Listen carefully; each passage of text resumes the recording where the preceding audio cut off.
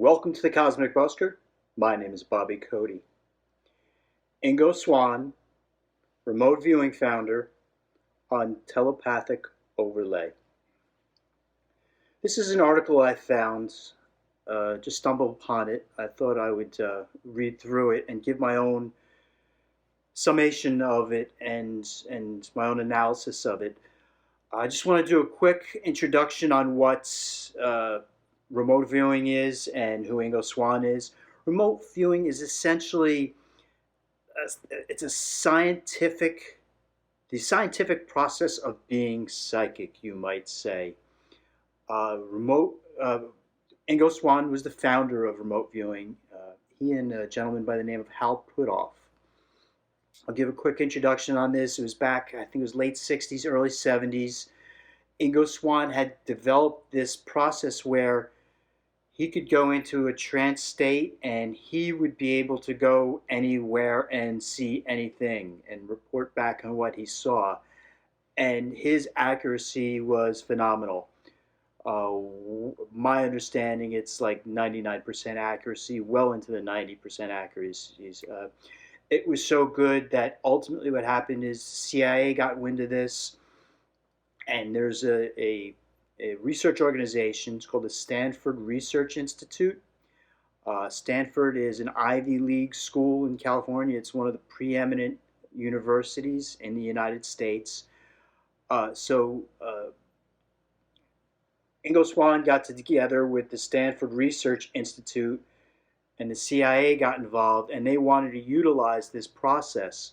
And they were utilizing this process for a good two or three decades. Now, I want to tell one story of Ingo Swann's success so you get an understanding of how amazing this is and how he's able to project himself out anywhere he was. He's passed on since, rest in peace, Ingo Swann. How he was able to project himself into locations through time and space and report back with stunning accuracy what he saw. One example is Jupiter, the planet Jupiter.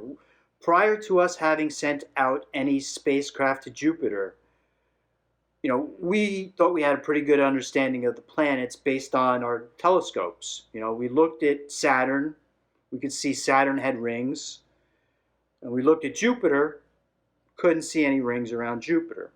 So we called Saturn a planet with rings. Jupiter, the biggest planet in the solar system, no rings. We didn't see any rings with the telescope. So one of the things that the Stanford Research Institute and the CIA had Ingo Swann do is they were sending a spacecraft to Jupiter, and prior to it going there, they wanted to see what Ingo Swann would see with his remote viewing. So they don't tell him what he's viewing. I don't want to get into the remote viewing process, although maybe I'll do that during this article. But essentially, Ingo Swann remote viewed Jupiter, and what he said, came back, he said, well, I see rings. This planet has rings around it. And the CIA said, it's this guy talking about Jupiter doesn't have rings. We've seen Jupiter on our telescopes. Saturn has rings. And he must be viewing Saturn. No, this is Jupiter. Jupiter has rings, he said. So sure enough, America's spacecraft finally gets to Jupiter. Guess what? Jupiter has rings just like Saturn. They're just not as extensive and as big, so they can't be seen from telescopes. But once our spacecraft got there and is able to take a look, yeah, there's rings around Jupiter just like Saturn. It's that type of accuracy, and there's numerous stories about Ingo Swann and his abilities. It was just absolutely amazing. So now, just to give you a heads up, I've done extensive research on Ingo Swann's writings. He's done books and books and books worth of material on remote viewing. I haven't read his books, but he had a website, and I read every single paper on his website, some of them multiple times. Excuse me. Now, he's since passed away, so I don't know if that website is still available. Last time I checked about a year ago, it was up and running. If Ingo Swann's website is still available, if I remember correctly, it's biomindsuperpowers.com. If it's still available, I'll post the link down below so you can take a look at his website and read through his extensive papers he's written on the remote viewing process. So it's been probably a decade or two since I've actually read through his stuff. So it's been a while, but I still have a fairly good understanding of the way it operates and the way he taught remote viewing. So what I'd like to do now is I'm going to read through this article about Telepathic Overlay by Ingo Swann. I haven't pre-read the article. I like to give you guys everything fresh and be as raw and fresh as possible. It's just the way I like to be, keep it real. So I'm going to read through this article, and while reading through the article I may make some comments and analysis as well on it, so that you can get a better understanding about it, and it'll help me too, help to refresh my memory and maybe enhance my understanding, because I'm not sure if I've read this article or not. I don't remember. I've read so much from Ingo Swann. So we're going to cut right now. I'm going to switch up so we get a very close-up, big look at this article, and I'll pop my little vision of me up into the corners, and we'll read through this article, and I'll make the analysis as we go on. So let's do that. This article, Telepathic Overlay by Ingo Swann. Excuse me. It starts off, the issue of telepathic overlay is very complicated at first if you know nothing about it.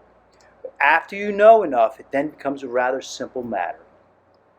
It is the learning that is difficult, and for a number of reasons. Among the first of those reasons is that the topic of real and active telepathy is avoided in most societal contexts. One sees references to telepathy in fiction and in some few superficial non-fiction books. One even sees telepathy mentioned in parapsychology contexts, but parapsychology has no real important place with most mainstream societal contexts. It is generally accepted that our species probably does have telepathic powers, but when one gets beneath the superficial treatment of telepathy, one finds that hardly any extensive and serious work has been undertaken in the direction of really sorting it out. There are good probable reasons for the lack of really serious work regarding telepathy. Certainly one of the reasons for the avoidance is that people fear having their minds read or invaded. After all, telepathy is defined as mind-to-mind contact, and the mind-invasive principle is implicit in this definition. Additionally, if telepathic contact with other minds is possible, then it is but one short developmental step to one of the ugliest topics on earth: mind control. I'm going to stop right there real quick. Those of you who aren't familiar, especially because Ingo Swann did work with the CIA and the Stanford Research Institute, there have been allegations that the CIA, and it's not just allegations, there were actually Senate hearings on this in the 1970s, that the CIA was operating a program called MK Ultra that imposed mind control on its victims, and they could get people to do things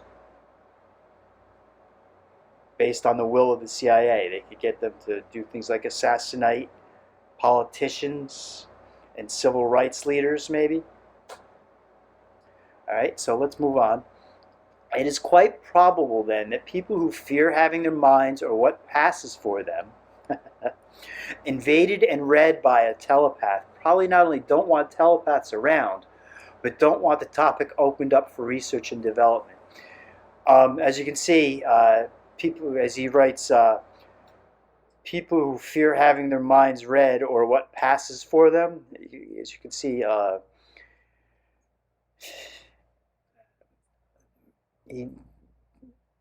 may not have had the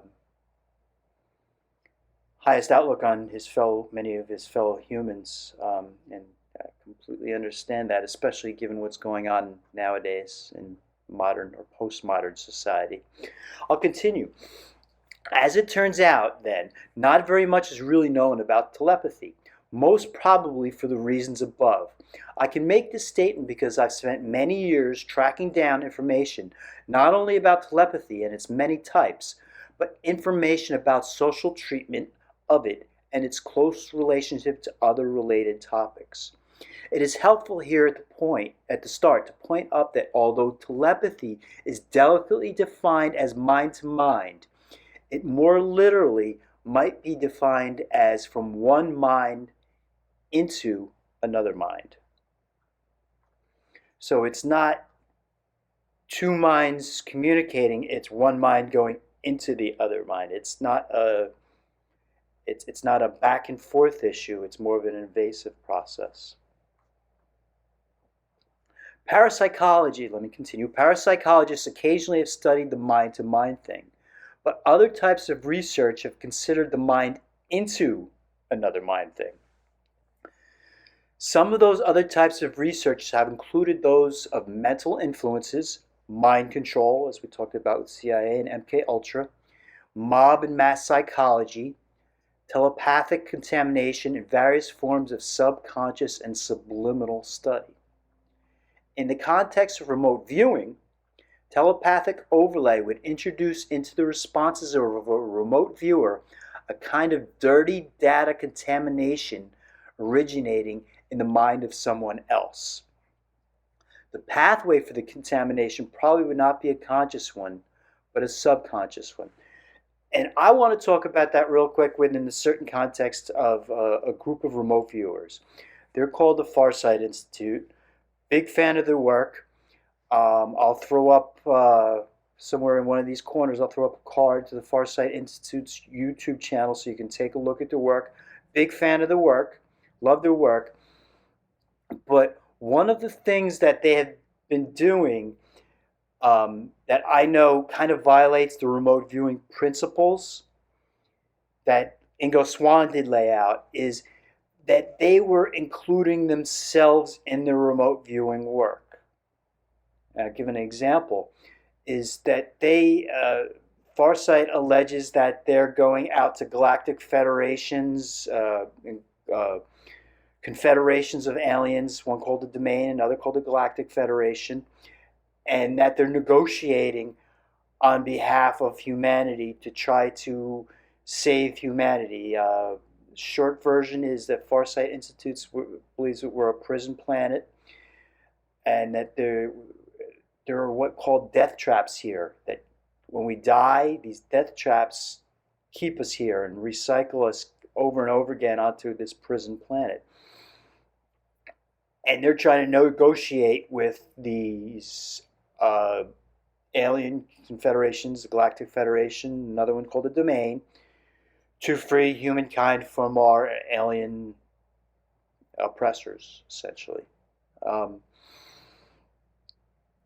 One of the problems that they're doing is, and why it violates Ingo Swann's remote viewing principles, is that they're including themselves in their own remote viewing process. For instance, the remote viewer would say, okay, they would be remote viewing what happens if the Farsight Institute doesn't negotiate with this Galactic Federation, and they would remote view the potential. Well, this was a Farsight remote viewer remote viewing the Farsight Institute. Can't do that. It's a violation of the remote viewing principles according as laid out by Ingo Swann, and he claims that it will contaminate the work. And so that's where this ties in with this, where he talks about dirty data contamination. We'll go on. I'm pretty certain that's what Ingo Swann is getting to with this. We'll continue with the article and see if that's exactly where he's going. So the telepathic introduction of the dirty data would take place without much realization on the parts of anyone associated with the viewing. It's not intentional. They're putting a subconscious overlay onto the data that they're getting. That's why he calls it dirty data contamination. You may wish to refer to my essay regarding the signal-to-noise ratio already available. Yeah, I remember that. Signal-to-noise ratio is, the signal is the good remote viewer data you're getting, and the noise is the stuff that your brain is producing as well, your subconscious brain is producing, and that's the noise, and it can overlay and contaminate your data. Excuse me, that's why he calls it the dirty data contamination. Before going on, I'm obliged to point out a peculiarity I've observed during the many years remote viewing was under research and development with the Stanford Research Institute, is what he's referring to. I'll continue. He says it is this. Some will get what telepathic overlay means and applies, even though very little is said about it. Others will never get it, no matter how much is said of it. People with very strong and overpowering egos usually reject the possibility of telepathic overlay, as do those who don't seem to have any naturally active superpowers of biomind. And I point out here, I was right, did remember his website correctly. He calls Superpowers of Biomind. The website that he has, hopefully it's still up. If so, it's down below. It's called biomindsuperpowers.com. So hopefully that's still up there. I'm keeping my fingers crossed. I'm pretty certain it is. It was up about a year or two ago. We'll see. So we'll continue. It should also be mentioned that telepathic overlay has extensive meaning to situations outside of remote viewing contexts. As you'll see below, it is only by touching upon some of those situations that what is meant by telepathic overlay can be fleshed out. There's one other important reason why it would be difficult to comprehend the meanings of telepathic overlay, as that phenomenon relates to remote viewing. This has to do with understanding remote viewing itself, what it really is versus what many think it to be. I'll address this particular issue near the end of the essay. The most generally accepted definition of telepathy holds that it consists of the apparent communication from one mind to another, otherwise than through the channels of the normal senses. I have taken this definition from a perfectly respectable dictionary, so two of its initial and all-encompassing flaws must be pointed up. First, it is difficult to comprehend how the channels of the senses can be subtracted from the telepathic equation, since some kind of sensory mechanisms must be involved if communication from one mind gets into another mind. Excuse me. I was going to comment on that, but I'll leave it for later. We do have subconscious and subliminal senses, and so this flaw in the definition probably should be corrected to read, otherwise than through the channels of the physical conscious senses. In this context, it's worth noting that specimens of our species can be described in many ways, and one of those descriptions can easily hold that each specimen is a walking, talking, biomind organism, replete with astonishing arrays of senses, most of which have not been identified. Indeed, it's not too much to say that we are highly designed, extremely refined sensory machines, both as regards biobody and its internal sensing apparatus and mechanisms. Just because most have not learned to identify and develop most of their inherent sensing systems and channels is no reason to exclude telepathic communication from channels of the senses. As to the second flaw, the accepted definition above leaves one with the conviction that telepathy exclusively involves mind. But that involves what one thinks the mind is and is not. And in that regard, many past definitions of the mind are entirely questionable, while many of them have been abandoned anyway. In any event, mind itself has a number of definitions, as many as 20 or more in some sources. but it is commonly understood as 1, the element or complex of elements in an individual that feels, perceives, thinks, wills, and especially reasons, and 2, the conscious events and capabilities in an organism.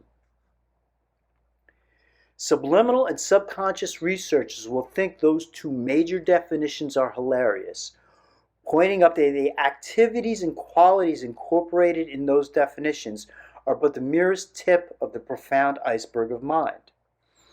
As it is, however, when it is said that the telepathy is mind-to-mind contact, the above definitions imply conscious perception or awareness of something telepathic.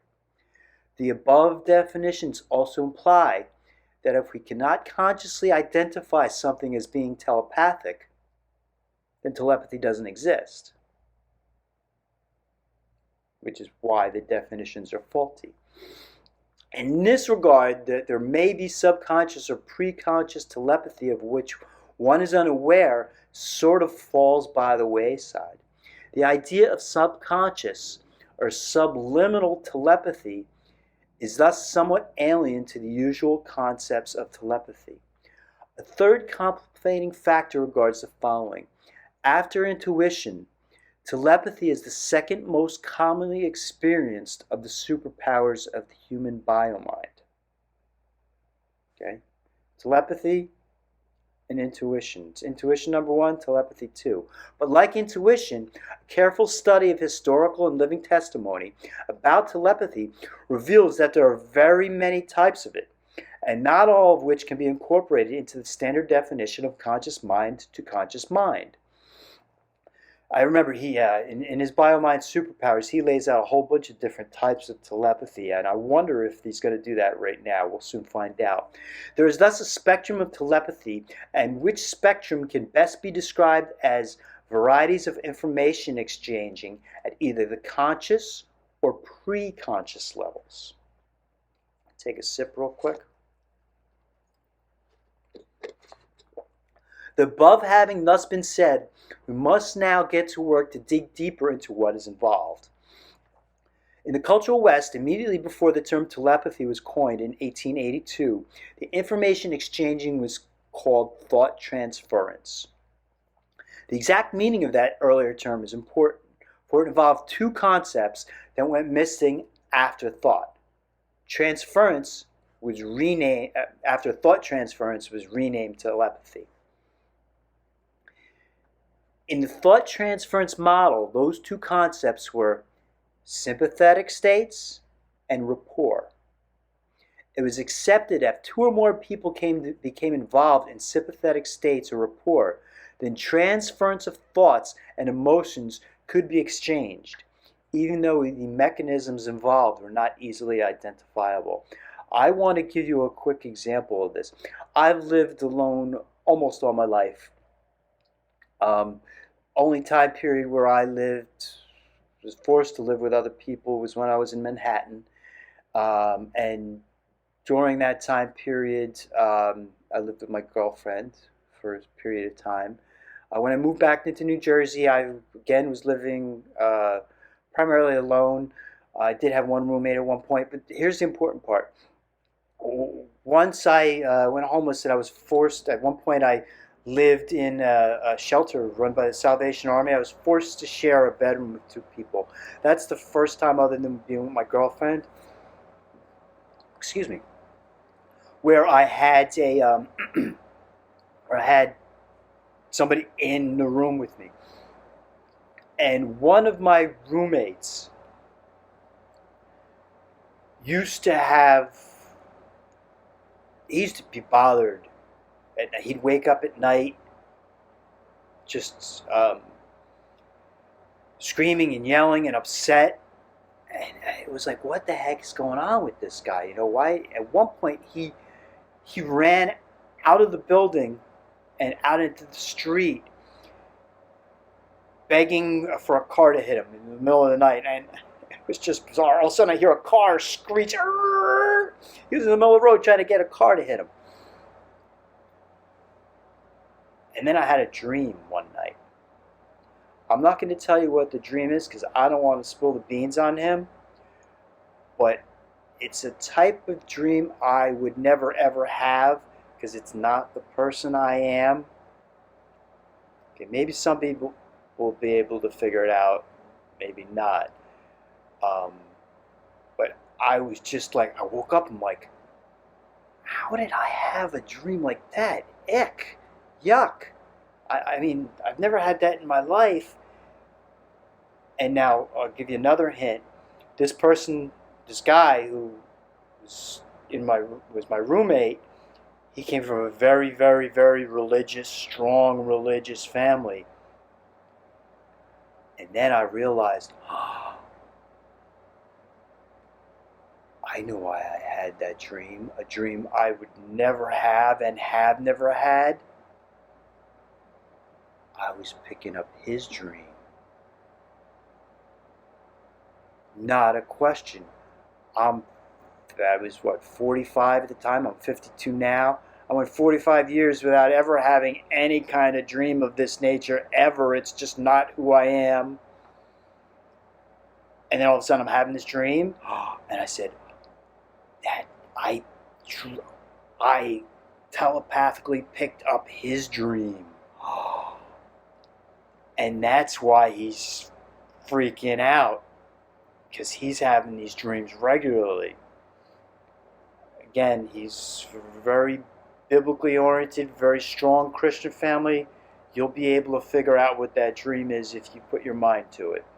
Let's move on. The concepts of the existence of sympathetic states and rapport can be traced back into antiquity, under other terms, of course. But the concepts were named as such during the High Renaissance. And from that's back in the 1600s, 1700s, I believe, 15 to 1600s. But the concepts were named as such during the High Renaissance, and from that time they ultimately flowed through into the study and research of mesmerism. In general, the mesmerism model was almost completely involved with researching the causes and effects of sympathetic and rapport states, in which it was discovered could be induced by various methods. Mesmer was a gentleman who had these particular capacities, and he developed these capacities. I haven't done a lot of research on Mesmer, but that's why it's called mesmerism. It's from, I believe, I'm almost positive the gentleman's name was Mesmer. Okay, so we'll move on. The hypothetical mechanisms of information exchange were thought to consist of sympathetic states and rapport, during which something fluidic took place between two or more people. The sympathetic and rapport states were themselves thought of as fluidic, or, as might be said today, altered states of consciousness during which people became somewhat aware that altered states seemed to flow in and out of each other. I just want to point out one thing, that as we are beginning to understand all of this type of information, and this is coming more and more into the public perception and mainstream understanding, and more people are understanding of this, it's not a mistake that this is happening during what is now being termed the Age of Aquarius, because the Age of Aquarius is the age of water flowing. I hinted that and talk about that in my book, The New Lane. Down below, link down below if you want to take a look at it. Available on Amazon.com, BarnesandNoble.com, probably other websites as well. I wrote the book out back in 2003 or 2004, I believe it was. So let's continue with this article.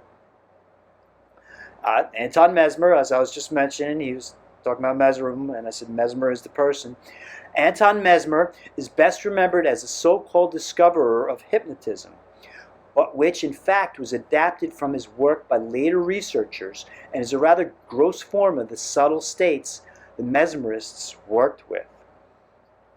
As hypnotism is understood, though, it is a state which needs to be induced in someone by another person, the hypnotist, and after which the hypnotee is under the control of the hypnotist. A large number of studies regarding the effects of hypnosis clearly establish that the hypnotee person being hypnotized, or no, the person hypnotizing. No, the hypnotee is the person being hypnotized. Not only responds to conscious commands of the hypnotist, but also is often found to be in telepathic rapport with the unexpressed or subconscious motives and agendas of the hypnotist. I think what he's trying to get at here is that doesn't always work. There has to be some unexpressed or subconscious alignment or rapport between hypnotee and hypnotist is what he's getting at here, is what my understanding. We'll continue. This type of thing is occasionally referred to as the telepathic bonding at levels beneath the consciousness of the hypnotist. So the telepathic bonding that even the hypnotist is unaware of. But if we introduce the concept of telepathic overlay, then it could be said that some kind of information overlay from the hypnotist is being transferred to the hypnotee via telepathic routes that are not known to or even suspected by the hypnotist. As a gross example of this, the hypnotee then gives the answers the hypnotist wants, or which answers fit into the unexpressed expectations and convictions of the hypnotist, which have somehow become overlaid into the hypnotee. An example might be when a hypnotist hypnotizes somebody regarding alien abduction. Okay, the hypnotist has their own perceptions on alien abduction and what it is, even if they're not aware of it. And so the person he's hypnotizing telepathically picks up on these subconscious understandings of the hypnotist and says, oh yeah, I was abducted by gray aliens and yada yada yada, because that's, whether consciously or subconsciously, what the hypnotist actually believes. So he's giving the hypnotist exactly what the hypnotist wants or subconsciously expects. Got it? There can be no doubt, however, that all hypnoid states are also sympathetic and rapport states, in which the telepathic exchanges of information can and do result in ways which not only include conscious, but subconscious content. As we shall see ahead, deep hypnosis or even light hypnosis is not necessary for this kind of telepathic overlay to take place. Such can occur as a result of even light rapport, and which would not be considered as hypnotic. Moving back now to 1882, the scientific concept had come to the fore that the brain was the mechanism for everything. I just want to comment on that real quick. My understanding is no, that's not true. That's like saying that the radio is where all of that music is coming from. It's not. It's acting as a receiver for the music. But the radio isn't producing the music itself. And that's my understanding of the brain. The brain isn't producing conscious thought, it's acting as a receiver, just like the radio does. Okay, let's continue. Moving back now to 1882, the scientific concept had come to the fore that the brain was the mechanism for everything. And so early physical researchers wished to emulate that concept in order better to be seen as scientific. So there was already this understanding, and so researchers would try to say, oh yeah, this is the way it is.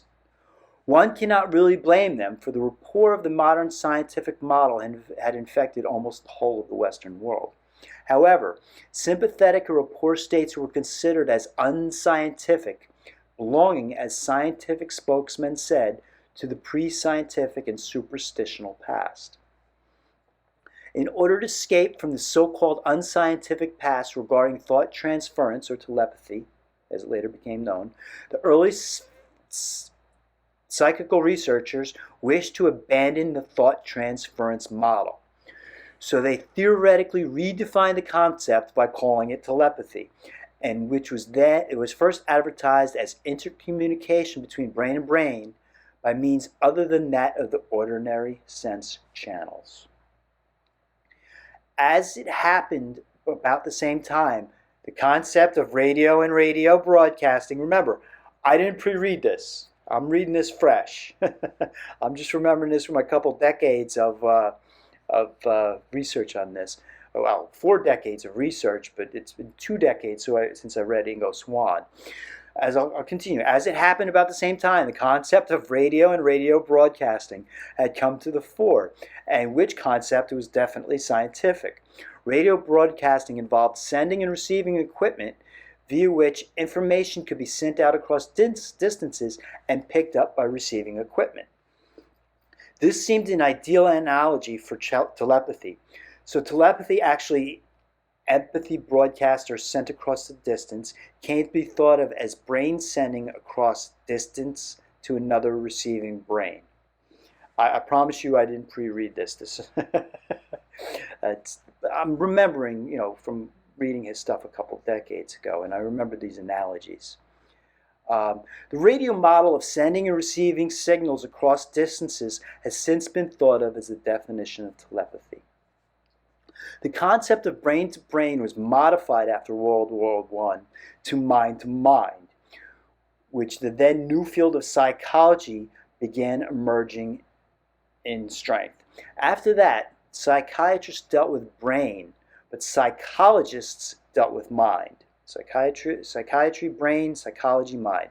Hardly any psychiatrists entered into psychical and parapsychological research, and so the whole of what was involved became a problem in psychology, and from which arose parapsychology, and which studied the so-called paranormal phenomena of the mind. Now, it is very important to point out that as a result of all those conceptual and nomenclature changes, nomenclature being name changes,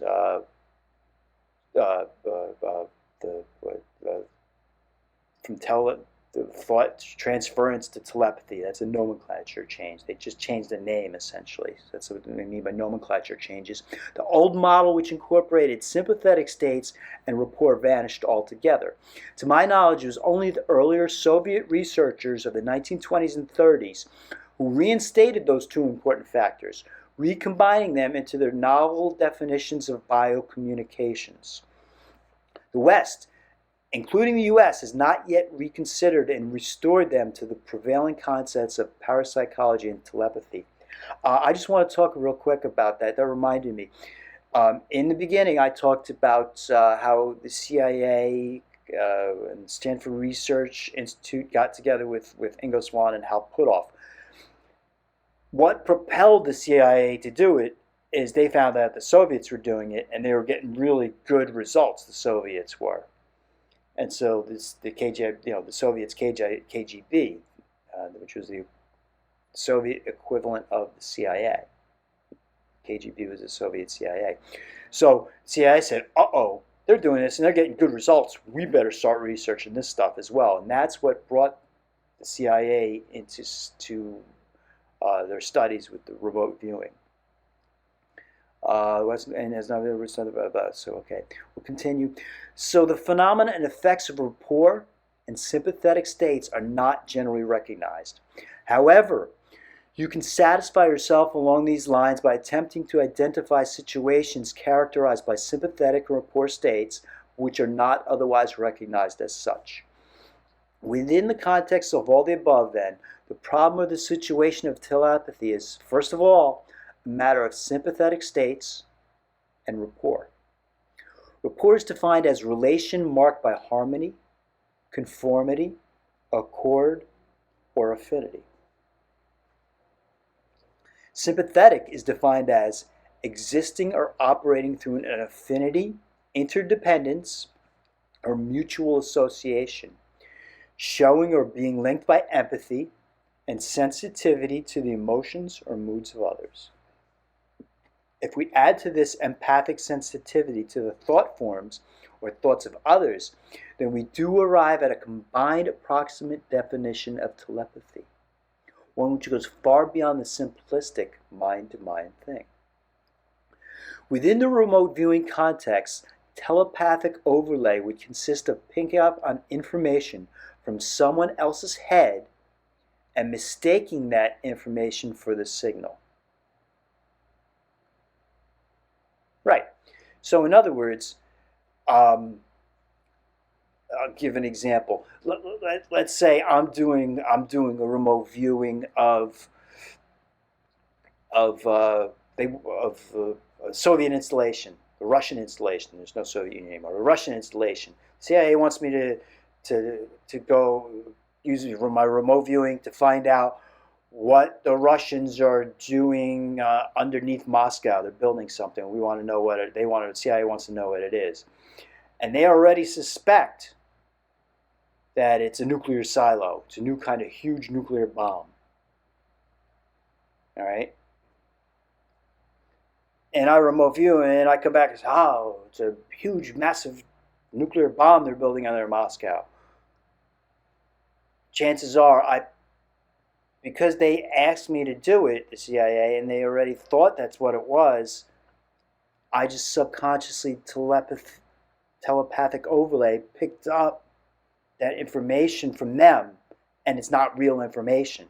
That information came from the CIA, not from really going to the location through remote viewing and finding out what it is. So that's what we're referring to with telepathic overlay.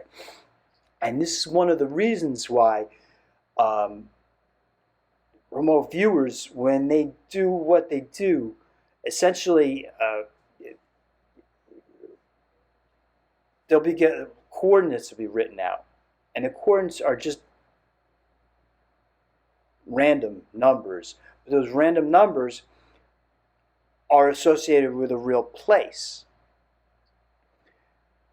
And they would have the remote viewer to just concentrate on what's in that envelope, and just those random numbers are in the envelope, okay?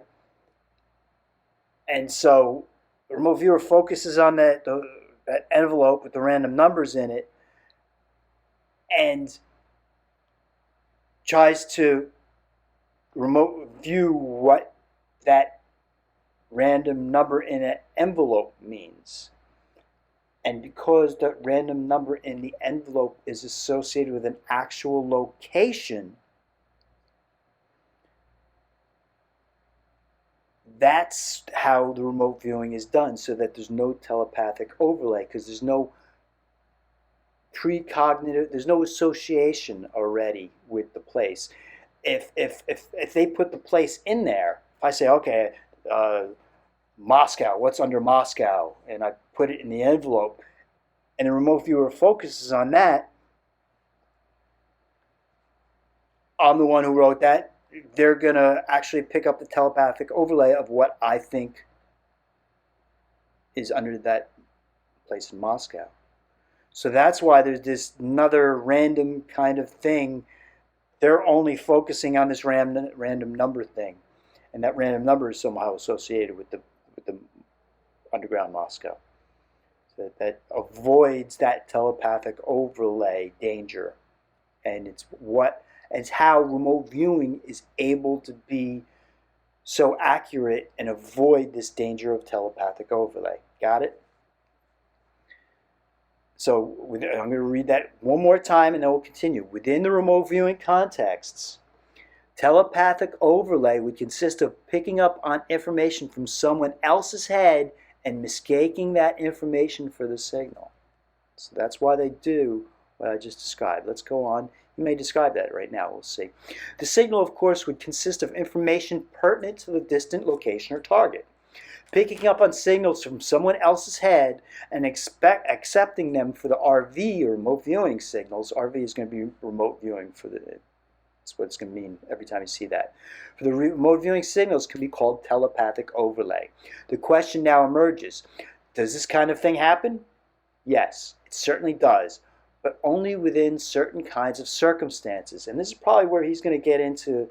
He's going to delve into deeper and probably describe in a better means than I did what I just told you. We'll see. Excuse me. Good water. Accessing the target information is the goal of remote viewing. Target information is what's under that building in Moscow, in my example. Accessing any other kind of information is noise, in the sense of being contamination which distorts the clear reception of actual signals. Accessing telepathic overlay information is therefore noise, and as it might easily be understood, would be quite deadly to the remote viewing faculties, processes, and results of RV, remote viewing. Please see my essay regarding the signal-to-noise ratio. He's written one. Maybe we'll do that next in another video I do.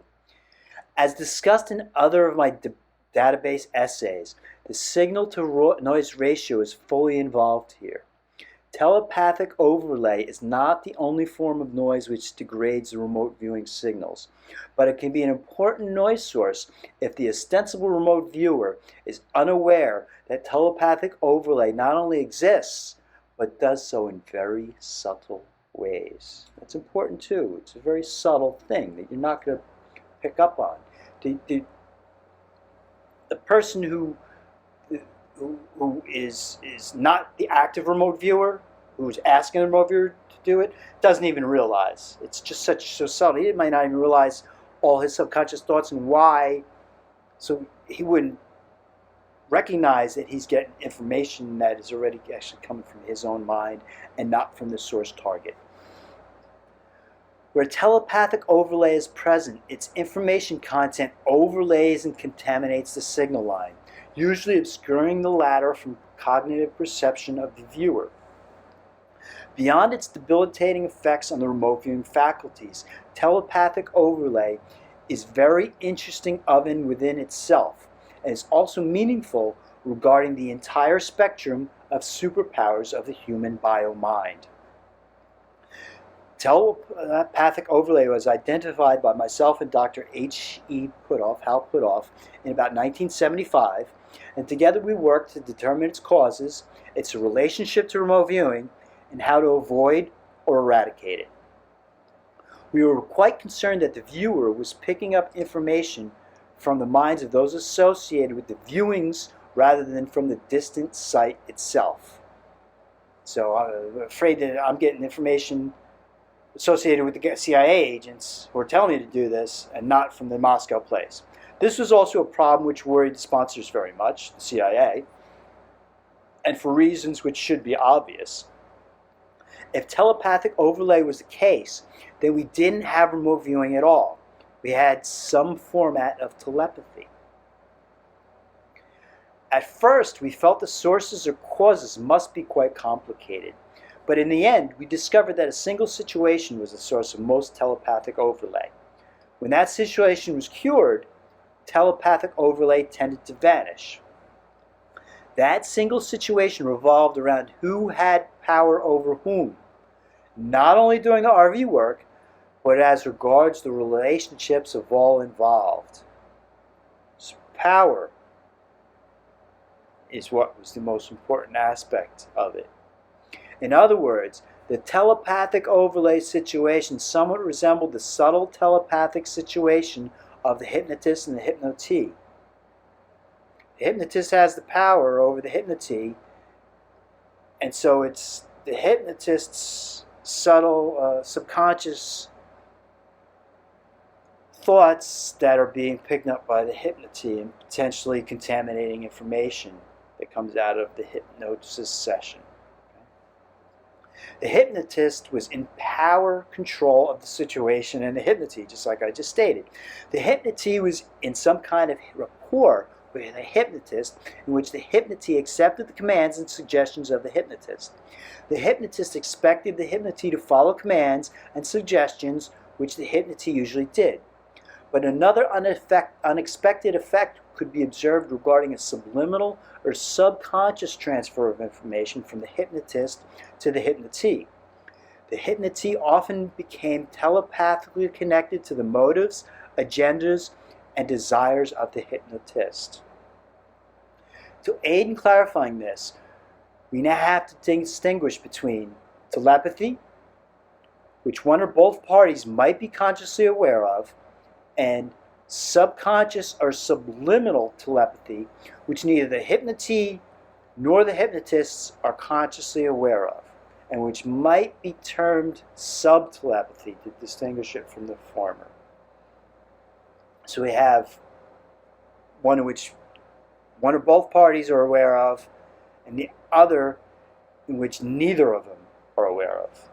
Regarding these possibilities and their implications to remote viewing, being studied at SRI, that's the Stanford Research Institute, which I brought up earlier in the video, several psychologists and hypnotists were consulted regarding this matter. It was generally agreed that something of the kind could account for telepathic overlay contaminating remote viewing sessions. It is well understood in psychology that if one person has suggestive power over another, the latter will not only accept the suggestions or commands, but often will somehow mysteriously emulate that person in more subtle ways. The controllee will often sense the controller's wishes, desires, and wants without their being vocalized. The whole of this kind of rapport, and the whole of this is a kind of rapport, and certainly a type of sympathetic state with the controller. Controllees often go so far as to non-consciously emulate the controller's dress, posture, preferences, mannerisms, and etc. No doubt, I've seen that as a young child. Frequently emulate people I admired. Definitely grew out of that, and in large part because of the way I was raised. I was lost and didn't have anybody. I was really alone as a young man. I had nobody. It was tough. And so, that type of emulation, no doubt, I understand that. As I grew older and particularly developed my own sense of self, I grew out of that, thank God. But hey, in many ways, you could say that,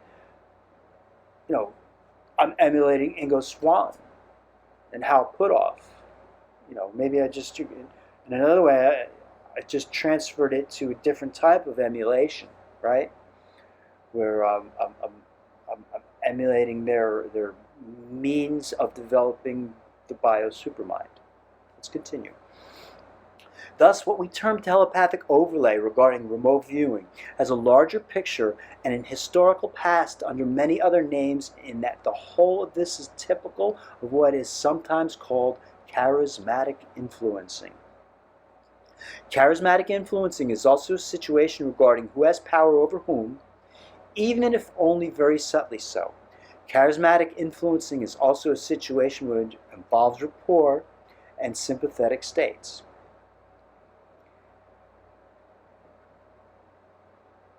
Telepathic overlay regarding remote viewing, I just want to talk about that, because that's one of the things I've always been very wary of, is that charismatic influencing. On rare occasions, I've seen instances where, and I don't think I'm charismatic in any way, shape, or form. I don't think I ever have been. But I've seen this type of thing happening to me, I've gotten angry at people.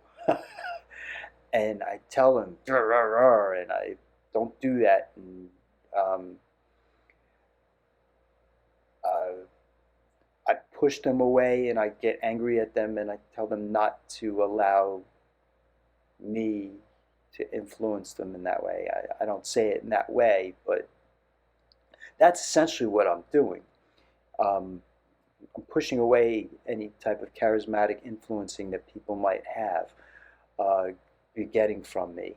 And trust me, I don't consider myself charismatic in any way, shape, or form. And one of the reasons I may not consider myself that is because I always push that type of emulation aside or away from myself. So let's continue. Telepathic overlay regarding remote viewing cannot really be understood unless the particular problem it represents is cast against a larger picture, and which must be precisely defined.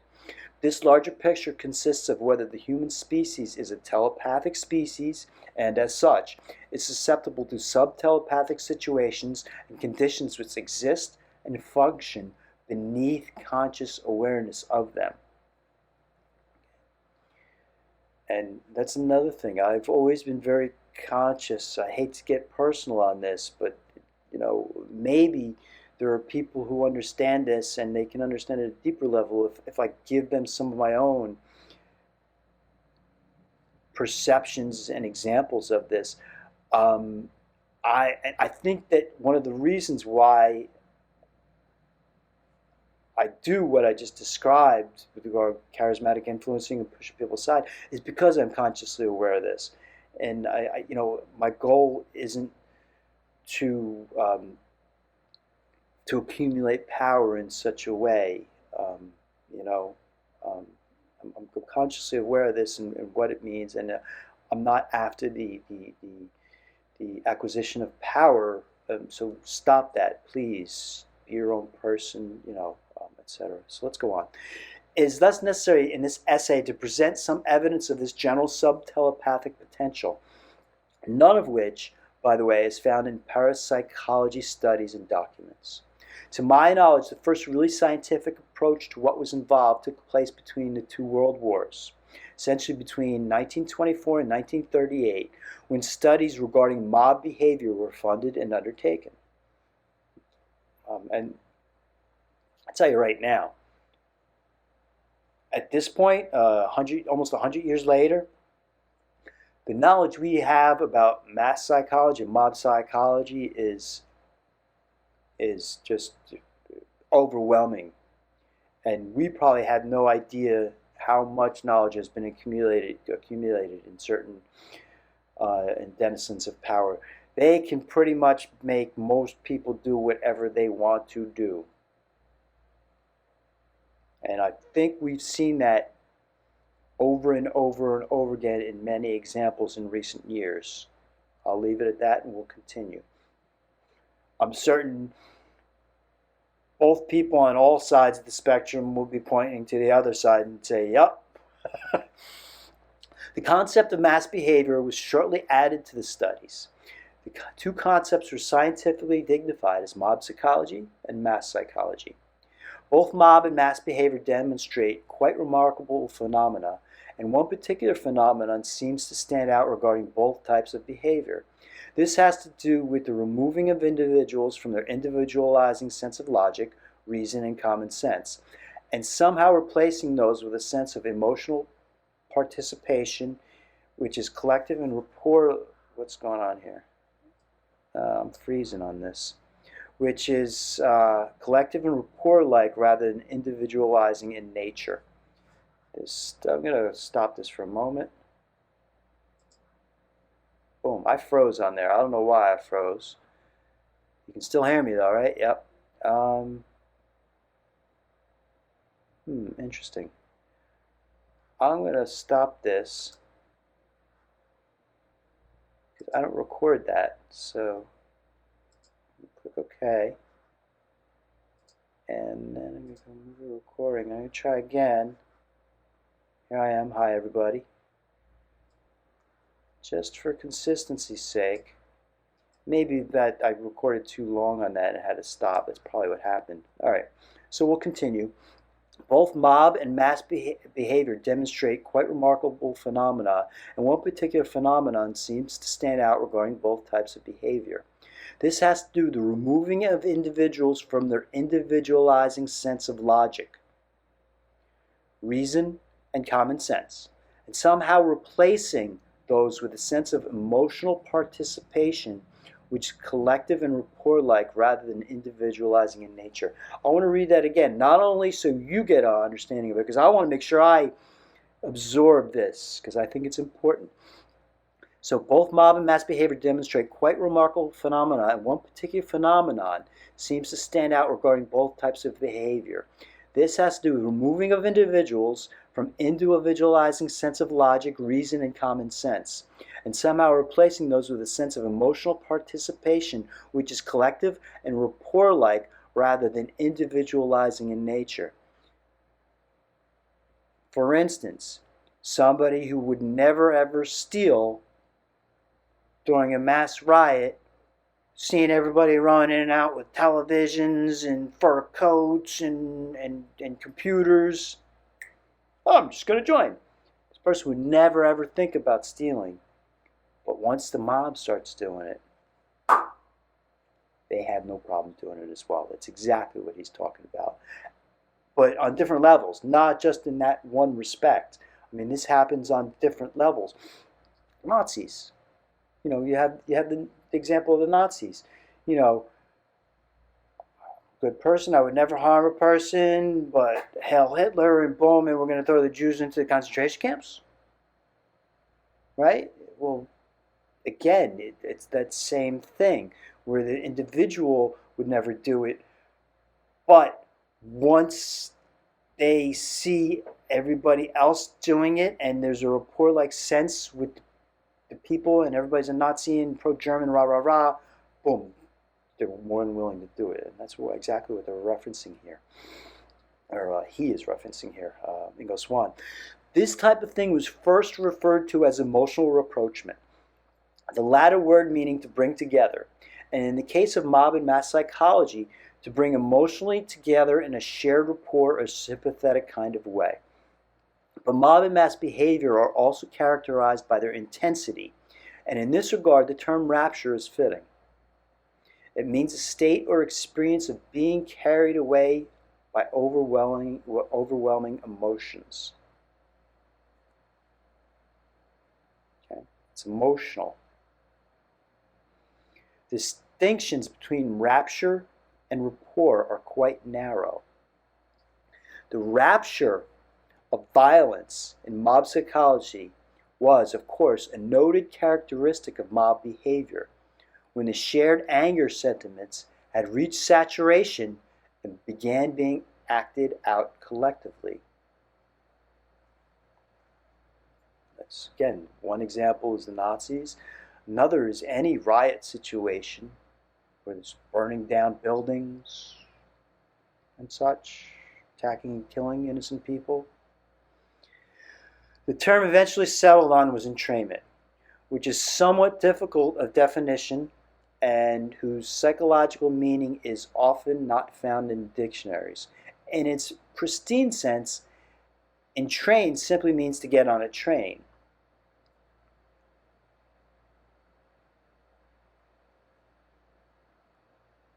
I want to make a comment. It's almost, I associate entrainment with training. It's almost like training the person, but we'll see what he says about that. But when used in a psychological meaning, it obviously refers to thinking, acting, and responding in ways which are collective rather than individual, in ways which are quite like sympathetic or rapport states. It was this type of thing which was meant by entrainment. And in this sense, although entrainment can be thought of as intellectual, it usually refers to emotional or empathic subconscious strata of our species whose potentials are far more collectivizing than our individualistic logic, reason, and common sense. We are a social animal. The use of the term empathic in mob behavior research documents brought the whole problem very close to some kind of telepathy, whose original definition was empathy communicated between human specimens across a distance by means unknown.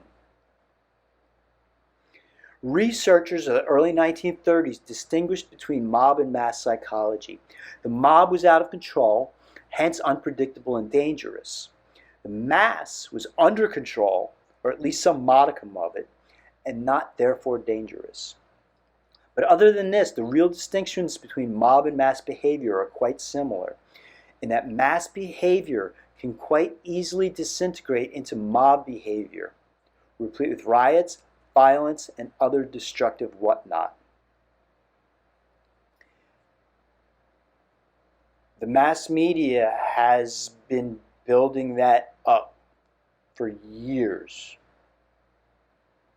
okay, with the choice of of stories that they propel into the public's conscious and the choice of stories they choose not to. I'll leave it at that and we'll continue. The early researchers of mob psychology brought their work up to the point where it was realized that mob behavior was somehow infectious in ways which were decidedly not visible or easily accounted for. A perfectly sensible person could become incorporated within the mysterious collectivizing dynamics of a mob and become entrained at a rough emotional level which was somehow susceptible to taking on board those rough emotions. The person then became a sympathetic participant, an entrained one, and began manifesting rough and usually gross emotional behavior out of keeping with common sense, logic, and reason. Some of the early researchers began supposing that mob and mass behavior could be explained only by introducing a psychic hypothesis, a psychic telepathic something which would account for the entrainment-like infection.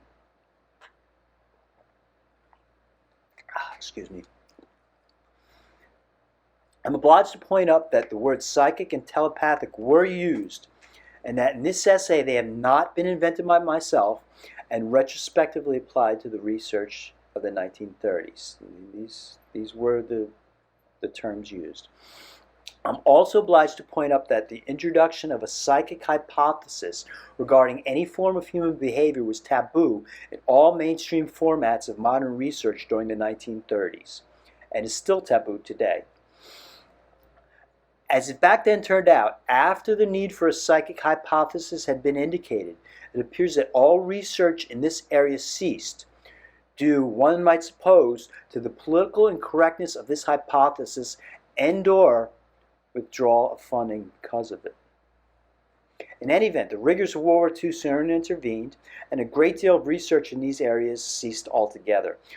Rather roughly speaking, this kind of research resurfaced after the war, but under the concepts of mind control and behavior modification. Mind control exponents thought that a psychic hypothesis was not necessary, and who anyway do not study mob psychology.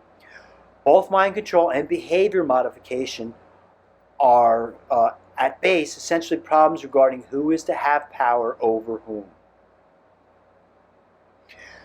The psychic hypothesis of the early mob psychology researchers focused on the possibility of some kind of subtle, non-conscious, telepathic hookup or channels.